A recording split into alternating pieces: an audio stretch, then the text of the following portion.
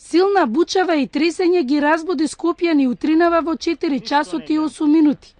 Земјотресот со јачина од 4,2 степена по Рихтер бил на 13 километри од Скопје, со длабочина од 2 километри, потврди од Сеизмолошката обсерваторија при Природно-математичкиот факултет.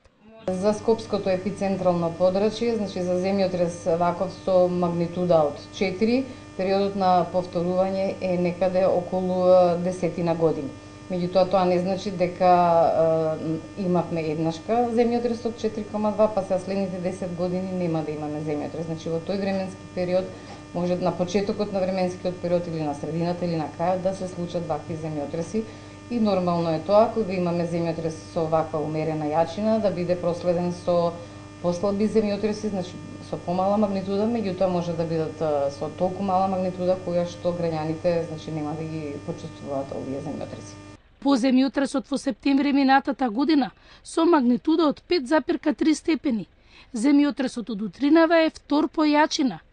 3 автершокови со помала јачина следеа во септември минатата година по силниот земјотрес. Двата посилни земјотреси во Скопскиот регион во изминатите 8 месеци беше токму во овој регион. Првиот беше во Црешево, а денешниот беше овде во Марино. Во Марино денеска мирно. Жителите вознемирени по земјотресот повеќе од 2 часа со семејствата и децата во дворовите го дочекале сонцето на новиот ден, со надеж дека ќе нема посилни земјотреси. Среќни што живеат во куќа, па стресот во мобилизацијата во дворовите бил помал. Па не дигна од кревет, станавме, излеговме надвор, деца разбудивме во раце и ги изнесовме надвор. Страшно беше, само пак среќа што не се повтори, значи. Да, на гости си. Што кажуваат? Нормално, секој не е бездушен, или секој си реагира потресени сите. Меѓутоа, тоа е тоа. Тоа е природна појава што нити може да ја предвидиме, нити можеме да ја спречиме. Тоа е. Излегува надвор, погледа, нема ништо. И тоа го заврши, брзо заврши на спиење. Не затече. И тоа. Нема друго. Чекувате нешто пак да има? Не. Нема више да има. Од земјотресот нема материјална штета, ниту повредени.